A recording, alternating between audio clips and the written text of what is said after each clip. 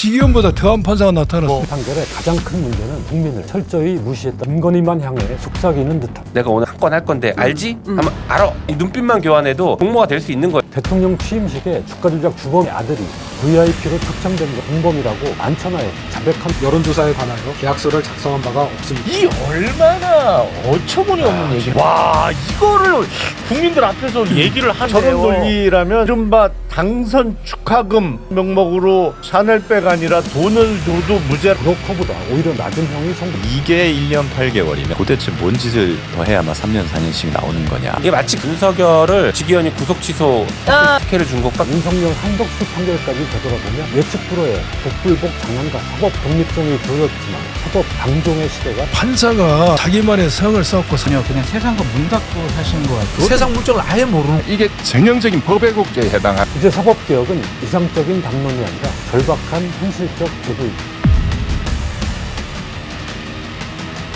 안녕하십니까. 논설의 박용현 논설위원입니다.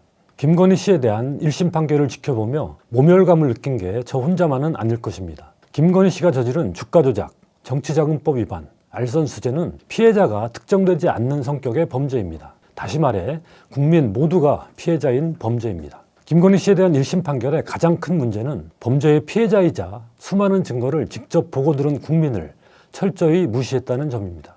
판결문은 김건희에 대한 연민과 국민에 대한 모독으로 가득 차 있습니다.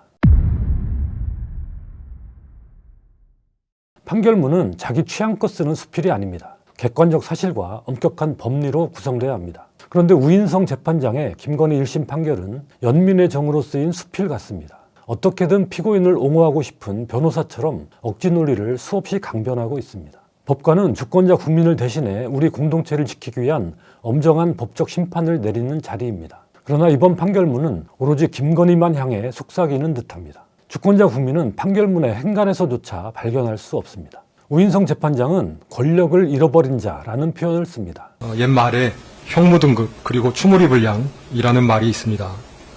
법의 적용에는 그 적용을 받는 사람이 권력자이든 아니면 권력을 잃은 자이든 예외나 차별이 없어야 합니다. 몰락한 귀부인에 대한 연민 같은 게 느껴집니다. 그러나 피고인 김건희의 혐의 사실들은 V0로 불릴 만큼 권력의 최고 정점에 있을 때 저질러진 행위들입니다. 그 잘못들이 쌓여 권력을 잃었습니다. 그런데 이제 와서 권력을 잃었으니 불쌍하고 봐줘야 한다는 걸까요? 형무등급, 추모리불량 같은 말은 오히려 권력자라도 비리를 엄히 처벌해야 한다는 맥락에서 쓰이는 표현입니다. 그게 법적 상식이기도 합니다. 판사 출신 김승훈 의원의 말입니다. 저희가 배울 때는 중재는 엄벌하고 경제는 관용을 베풀라, 저희는 그렇게 배웠거든요. 그래서 중재는 권력자의 범죄라든가 화이트칼라 범죄, 또 불특정 다수에게 피해를 주는 그런 범죄는 엄격하게 하라는 건데 그런 거는 언급을 안 하고. 게다가 우인성 재판장은 국정과 관련해 금품을 받은 김건희 피고인의 행위를 개인적 사치행각 정도로 치부합니다. 청탁과 결부되어 공여된 고가의 사치품을 뿌리치지 못하고 수수한 다음 이를 가지고 자신을 치장하는 데 급급하였습니다. 사실상 대통령 위에서 국정을 농단한 내가 정권 잡은 거기는 완전히 완전히 무사하지 못할 거야 아마. 눈 감고 그저 사치품을 챙겨 자신을 치장하려 한 여인쯤으로 사안의 본질을 비틀어버립니다. 사건의 성격을 낮춘 것이죠. 개인의 잡범으로. 김건희 씨가 국가 운영 체계라든가 이런 것들을 완전히 흔들어버리는 그런 것들에 대한 그 지적을 했어야 되는데. 일반 국민에겐 낯선 한자말이나 라틴어 격언을 여러 차례 쓴 데 대해서도 판사가 자기 멋에 취해 있거나 뭔가 변명처럼 해나갈 때 하는 우회 논법이라는 비판이 나옵니다. 국민들을 설득해야 될 그런 판결을 선고하는 과정에 친숙하지 않은 한자어나 라틴어로 본인이 얼마나 고심했는지를 보여주려고 했다는 것 그 자체만으로도 어떻게 보면 본인의 세계에 매몰된 게 아닌가. 우인성 재판장은 선고가 끝난 뒤 피고인 쪽을 향해 인사까지 합니다.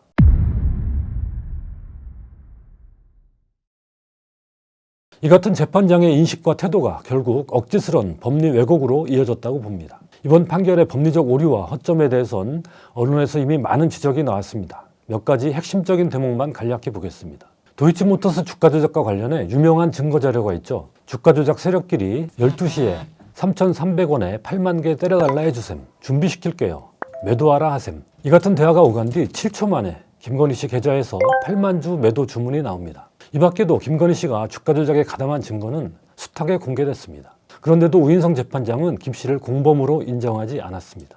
기존 대법원 판례가 공모를 어떻게 하느냐에 대해서 이렇게까지 인정을 하고 있어요. 묵시적, 암묵적, 순차적 공모도 다 공모로 인정합니다. 어느 날 갑자기 다 모여서 우리 주가 조작할 거야 라고 공모한 사람들은 당연히 공동정범이지만 네. 그 자리에 없었더라도 그 사람들과 다시 순차적으로 공모한 사람도 공동정범으로 처벌받습니다. 그리고 그 순차적 공모가 암묵적으로라도 눈빛만으로도 야 내가 오늘 한 건 할 건데 알지? 하면 알아. 이 눈빛만 교환해도 공모가 될 수 있는 거예요. 그리고 거기에 따른 실행행위를 같이 했지 않습니까? 네. 이건 공모예요. 대통령 취임식에 주가 조작 주범인 권오수 전 도이치모터스 회장의 아들이 VIP로 초청된 것 기억하실 겁니다. 이 밖에도 블랙펄 인베스트 패밀리로 불리던 주가 조작 세력의 핵심 인물인 이아무개, 김아무개 씨도 취임식 초청 명단에 포함된 사실이 추가로 드러났습니다. 김건희 씨가 주가 조작 세력과 공범이라고 만천하에 자백한 것과 뭐가 다릅니까? 그런데도 우인성 재판장은 피고인이 시세 조정 행위에 대한 인식이 있으면서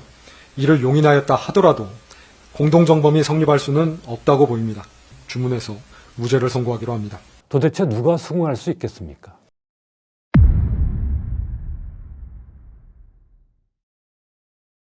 명태균 씨한테서 여론조사를 무상 제공받은 대가로 김영선 전 의원을 공천해준 혐의와 관련해서도 이미 온 국민이 직접 들은 윤석열, 김건희 부부의 육성이 있죠.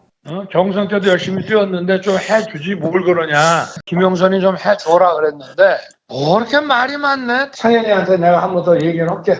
걔가 공관위원장이니까. 당선인이 지금 전화했는데 당선인 이름 팔지 말고 그냥 미리라고 했어요. 지금 전화해서 권성동하고 윤한영이가 반대하더만 보니까 그렇죠? 하여튼 너무 걱정하지 마세요. 잘 될 거예요. 오늘 여사님 전화 왔는데 내가 고맙다고 자기 선물이래. 그런데도 이 역시 무죄라고 판결했습니다. 명태균 씨 여론조사 무상수수가 무죄라고 이렇게 판결한 거는 정치와 공천 시스템을 전혀 모르는 분이 증거 자료도 제대로 보지도 않고 판결한 것이 아니냐 그런 생각이 들고 공관위에서 공천을 결국엔 한 거 아니냐 그렇기 때문에 무죄다 이런 식으로 얘기를 해요. 이거는 윤건희 부부의 압력이 아니다 이렇게 얘기를 하거든요. 윤석열 전 대통령이 내가 뭐 걔네들 말이 많지만 내가 뭐 얘기했어 뭐 이렇게 해가지고 결정난 거 아니겠어요. 이거는 당연히 무상 여론조사를 보고 은혜를 갚기 위해서 공천에 영향을 끼쳤다고 볼 수밖에 없는데 이거를 어떻게 공관위에서 자율적으로 판단했다 라고 무죄를 줄 수가 있냐 이거죠. 도저히 이해가 되지 않는 판결이에요. 이거 무죄면 김경 시의원도 무죄. 왜냐하면 그것도 공관위에서 결정한 거거든요. 그렇지. 이 돈을 줬든 말든 간에 야 정치를 몰라도 진짜 너무 모른다. 공관이라는 게 어찌 보면 약간 요식행위거든요. 심지어 여론조사 무상 제공에 계약서가 없으니 무죄라는 논리에는 말문이 막힙니다.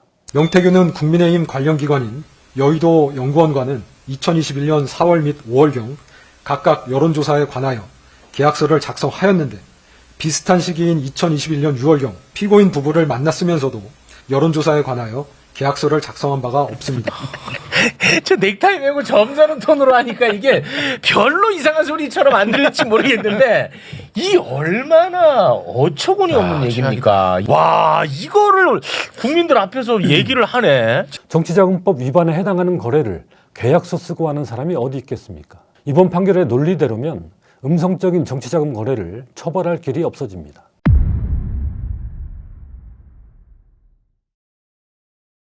온 국민이 본 증거도 무시하고 그걸 피해가는 논리를 만들어낸 판결입니다. 통일교 쪽에서 받은 금품과 관련해서도 우인성 재판장은 당선 직후에 받은 샤넬 가방은 청탁 대가가 아니라며 무죄를 선고했습니다. 2022년 4월 7일경 802만 원 샤넬 가방 등 수수 관련하여 피고인이 윤영호에게 대선을 도와줘서 고맙다는 취지로 윤영호는 대통령 당선을 축하한다는 취지로 전화통화를 하였으나 이는 의례적인 표현이고 대화 내용 중 청탁이라고 볼 만한 것이 없고 이 샤넬 가방은 차후에 이뤄진 청탁과 관련됐다고 보는 게 상식입니다. 판례를 보면 피고인이 공무원에게 영향력을 행사할 수 있는 위치에 있고 그와 같은 영향력을 행사해 줄 것이라는 기대 아래 금품이 제공되었다면 명시적인 청탁이 없더라도 묵시적 청탁은 인정된다고 합니다. 차후에 청탁을 받았으면 선물을 돌려줬어야 맞습니다. 이번 판결의 논리대로라면 당선 축하라는 명목으로 아무리 값비싼 명품 선물을 받아도 죄가 되지 않습니다. 무슨 법이 이렇습니까?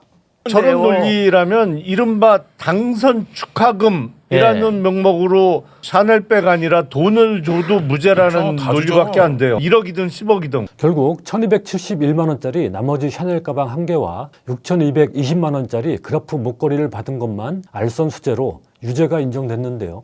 그 형량도 너무 낮습니다. 한 예로 2024년 태양광 발전 사업과 관련해 1억여 원을 받은 브로커는 알선수재 혐의로 징역 2년이 선고됐습니다. 일개 브로커의 범죄와 대통령 부인이 저지른 범죄의 경중이 어찌 같겠습니까? 그런데도 비슷한 액수의 알선수재 사건에서 김건희 피고인에게 브로커보다 오히려 낮은 형이 선고됐습니다. 유무죄를 판단할 때는 권력 있는 사람이든 없는 사람이든 똑같이 높고 죄가 있나 없나를 봐야겠지. 근데 일단 유죄로 판단된 다음에 양형을 얼마로 할 거냐 따질 때는 권력이 있는 사람과 권력이 없는 사람은 다르게 해야 되는 겁니다. 맞아. 권력이 있는 사람은 훨씬 더 엄격하게 처벌을 해야 되는 거죠. 이게 1년 8개월이면 도대체 뭔 짓을 더 해야만 3년 4년씩 나오는 거냐. 한마디로 기존 판례도 무시하고 새로운 범죄의 키를 터주는 괴상한 판결입니다. 우리 사회를 지키기 위한 공익적 요구를 배반하고 오로지 김건희 피고인의 사익만 보살피는 맞춤형 판결입니다. 지기현 재판장이 현행 법까지 왜곡 해석하며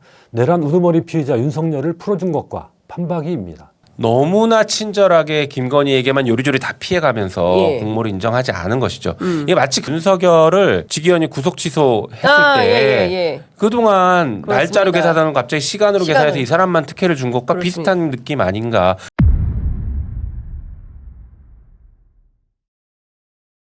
이번 김건희 판결과 함께 최근 나온 윤석열 한덕수 판결까지 되돌아보면 사법부의 판단은 예측 불허의 복불복 장난 같습니다. 12.3 내란은 헌법재판소가 만장일치로 위헌 판단을 내렸는데도 법원의 사법적 단죄는 지지부진하고 믿업지 못합니다. 지난 16일 윤석열의 체포영장 집행 방해 혐의에 대해 징역 5년이 선고됐습니다. 공수처의 내란죄 수사권을 인정하는 등 그동안의 불필요한 논란을 정리한 의미는 있지만 징역 5년이라는 형량은 국민 법감정에 한참 못 미칩니다. 지기현 재판장이 누린 불신의 골은 더욱 깊습니다. 이번 김건희 1심 판결은 그의 버금가는 불신을 심었습니다. 이진관 재판장의 한덕수 피고인 징역 23년 선고가 그나마 법원에 대한 신뢰의 끈을 유지시키고 있습니다. 이렇게 윤석열 김건희 부부가 나라를 망가뜨리고 결국 내란과 국정농단이 사법적 단죄의 시간에 이르렀어도 우리 국민들은 또 절망의 벽에 부딪히고 있습니다. 판사에 따라 재판 결과가 널뛰기를 하기 때문입니다. 이 사건은 어떤 판사가 맡을까?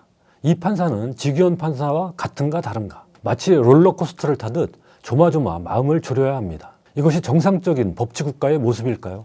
이처럼 중차대한 사안에 대해 사법부의 균질한 판단을 국민들이 기대할 수 없다는 것, 그 자체로 심각한 문제입니다. 최종적인 사법 판단을 통해 우리 사회의 기준을 정하고 안정적 법치를 실현하는 게 사법부의 역할인데 사법부가 널뛰기 판결로 오히려 혼란을 가중시키는 꼴입니다. 우리 사법부의 역사가 얼마인데 법리적, 조직적으로 그 정도 역량도 축적하지 못했다니 한심합니다. 우리 사법부의 후진성을 여실히 보여줍니다. 과거 독재 정권의 편에 서서 국민의 인권 유린에 협력했던 사법부가 민주화 이후에도 국민의 편이 아닌 헌정 파괴, 국정농단 세력의 후원자를 자처하는 모습입니다. 이 판결이 정말 문제가 뭐냐 하면은 이게 김건희만 봐준 게 아니에요. 아까 윤석열도 같이 정치자금법 위반으로 같이 들어가 있어. 그게 무죄가 또 나는 거예요. 그럼 국민의힘, 윤석열, 검찰, 이준석, 오세훈 보수 정치 세력을 전부 다 면죄부를 주는 맞습니다. 다시 이렇게 세우는 굉장히 위험한 잘못된 판결인 거예요.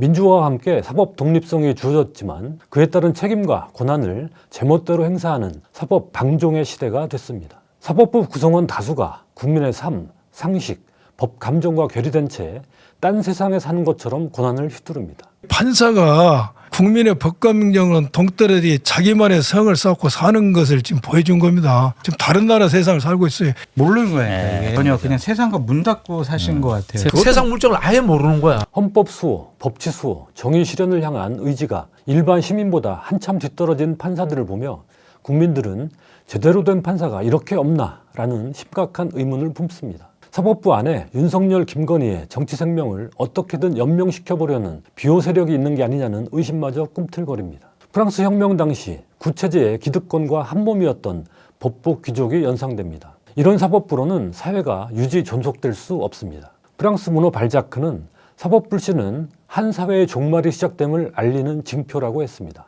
그러면서 사법부가 불신받는다면 현재의 사법 작동 방식을 깨부수고 다른 기반 위에 재건하라. 그러나 사법에 대한 신뢰는 포기하지 말라고 했습니다. 사회를 유지하기 위해선 사법에 대한 신뢰를 어떻게든 지켜야 하므로 신뢰할 수 있는 사법부를 만들기 위해 어떠한 과감한 개혁이라도 주저해선 안 된다는 뜻입니다. 평소에는 사회 현상이라든가 세상 돌아가는 게 아무 관심도 없다가 한 사람의 인간사 자체를 판결하는 게 맞냐 이거예요. 우리나라의 근본적인 사법제도 자체에 대해서 정말 근본적인 개혁해야 돼요. 대법관 숫자 늘리고 이런 문제가 아니라 누가 판사가 되는가라는 문제, 판사는 어떤 판결을 자기 마음대로 해도 되는가라는 문제, 이런 거에 대해서 근본적인 성찰해야 돼요. 사법 개혁이 왜 필요한지를 여실히 보여줬어요. 제가 늘 강조한 것처럼 사법개혁, 배심제가 필요하다는 것을 지금 강조하는 겁니다.